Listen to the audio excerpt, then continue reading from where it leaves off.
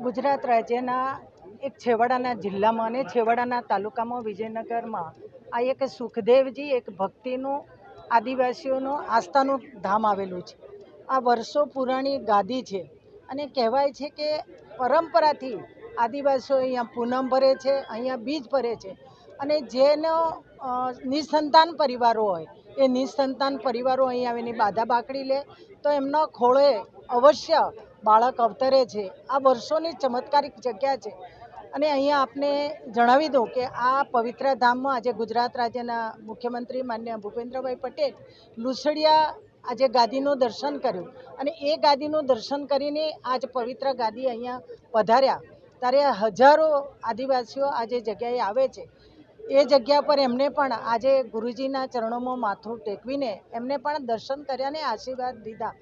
વિશેષ મારે કહેવું છે કે આ આદિવાસી વિસ્તારમાં અમારા આદિવાસી લોકો બે ભક્તિ કરે છે, એક કબીર સંપ્રદાયની ભક્તિ અને એક વૈષ્ણવી સંપ્રદાયની।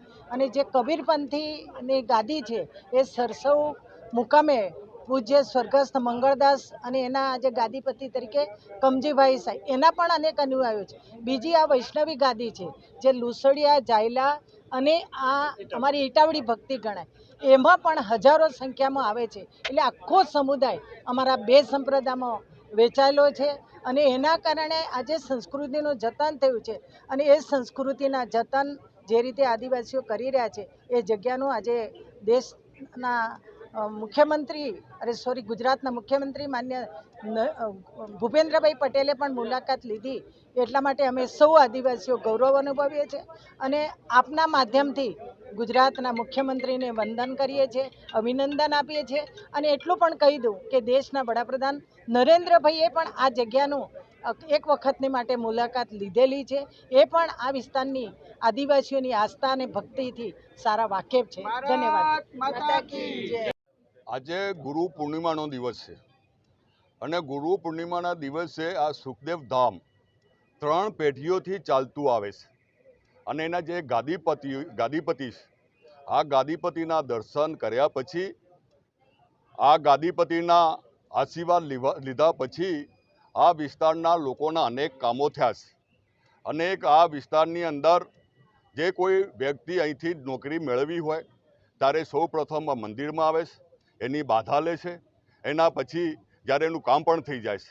અહીંયા એક મોટી લોકોની માન્યતા, લોકો એવું પણ માને છે કે અહીંયા કોઈના બાળકો ના થતા હોય ત્યારે અહીંયા ગાદી ઉપર આવીને દર્શન લે છે અને ગુરુજીની આશીર્વાદ લે છે તો એ પણ એમાં સફળ થાય છે। આ જે કેન્દ્ર છે આજુબાજુ વિસ્તારની અંદર સાબરકાંઠાની અંદર આવેલું છે પણ આજુબાજુ સાબરકાંઠા હોય, અરવલ્લી હોય, આદિવાસીઓનું આ એક આસ્થાનું કેન્દ્ર છે। અહીંયા કોઈ પણ આ ગાદી ઉપર આવ્યા અને દર્શન કર્યા તો એનું કામ થઈ જાય છે। ત્યારે ગુજરાતના મુખ્યમંત્રીશ્રીએ પણ એમને જાણ્યું કે જે ઈટાવળી ગામની અંદર સુખાજી ધામ જે આવેલું છે, જે આદિવાસીઓનું પવિત્ર ધામ છે, આજે મારે પણ આ ગાદીની મારે એમને આશીર્વાદ લેવા છે, દર્શન કરવા છે અને ગુરુ પૂર્ણિમાના નિમિત્તે મારે પણ આ ગુજરાતની અંદર હું સરસ રીતે વધારે કામ કરી શકું એ માટે આજે ગુજરાતના મુખ્યમંત્રી પણ આજે આ ગાદી પર અહીંયા આવ્યા છે। આ મંદિર વર્ષો પુરાણું છે।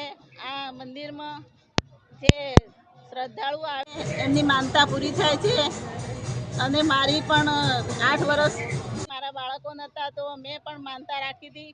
સુખદેવ મહારાજ હતા એ વખતની તો 3 સંતાન છે, 3 સંતાનો લગ્ન બી થઈ ગયા છે। એટલો વર્ષો પુરાણું આ મંદિર છે અને જેને શ્રદ્ધા છે બધા અરવલ્લી, સાબરકાંઠા બંને જિલ્લાઓમાંથી માણસો આવે છે, દૂરથી આવે છે અને એમની શ્રદ્ધા પૂરી થાય જ છે। મેં પણ જોયું છે, મારો જીવતો જાગતો દાખલો હું આપું છું।